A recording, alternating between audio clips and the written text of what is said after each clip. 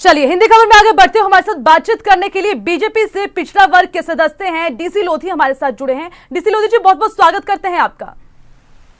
बहुत बहुत धन्यवाद जी। डीसी लोधी जी, सबसे पहला सवाल आपसे यही कि जिस तरह की अब परेशानियां बढ़ी हैं इस संकट काल में, जो महामारी का काल लगा हुआ है, तो ये जानना चाहेंगे, चौथा लॉकडाउन शुरू हो गया लेकिन पिछले 3 चरणों में किस तरह से आप निपटने के लिए सक्षम रहे? मैं अपने क्षेत्र के जरूरतमंद लोगों को कच्चा राशन एवं आवश्यक वस्तुएं मैं और मेरी टीम लगी हुई है और प्रत्येक गांव स्थानीय लोगों तक पहुंचाने का प्रयास कर रही है। जी।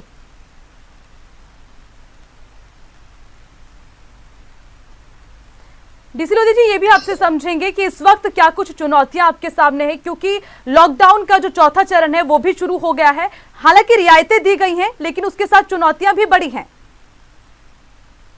ये चुनौतियां हैं लेकिन इसमें हम लोगों को सतर्कता बरतनी होगी। जी। मास्क का प्रयोग करेंगे, सैनिटाइज का प्रयोग करेंगे और जो क्या मेरी आवाज आपके लिए आ रही है? जी बिल्कुल, आपकी आवाज आ रही है, आप अपनी बात रखें लोधी जी।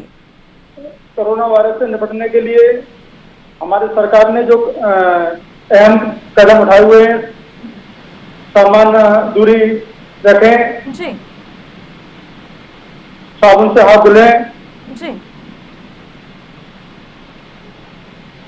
चलिए डीसी लोधी जी, ये तो गाइडलाइंस है और इनका पालन करना हमारा कर्तव्य है। सोशल डिस्टेंसिंग रखना, सैनिटाइज करना, बार बार हाथ धोते रहना, ये सबसे बड़ी एहतियात है जिससे हम बच सकते हैं इस कोरोना वायरस से।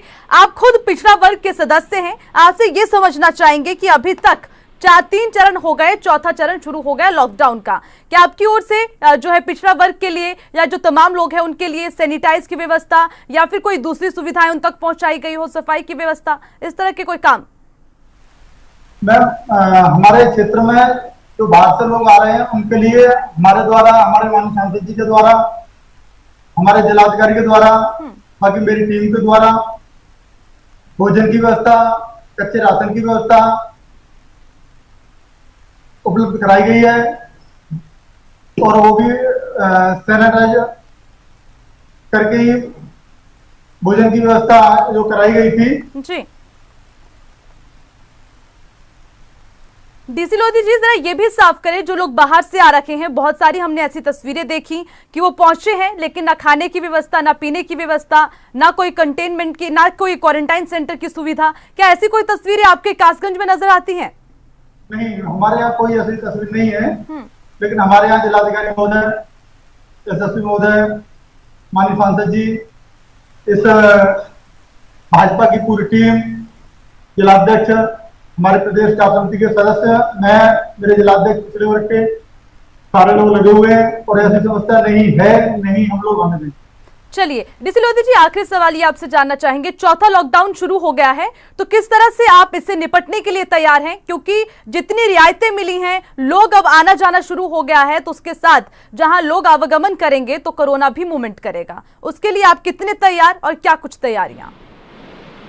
देखिए मैम, हमारे यहाँ जो चौथा लॉकडाउन का आज पहला दिन है और जो स्थिति हमारे यहाँ बनी हुई है वो स्थिति ये है कि